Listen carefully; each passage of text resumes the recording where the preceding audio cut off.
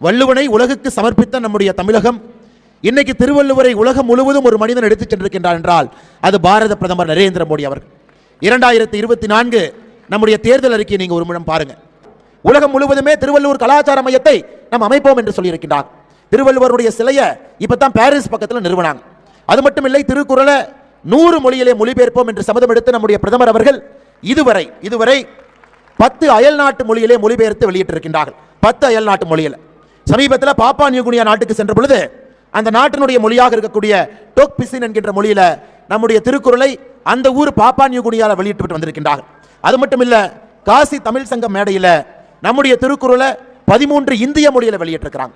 பார்வையில்லாத நம்முடைய சகோதர சகோதரிகள் அவர்களும் திருக்குறளை படிக்க வேண்டும் என்பதற்காக பிரெயில் மொழியினை நம்முடைய பிரதமர் அவர்கள் வெளியிட்டிருக்கின்றார்கள்.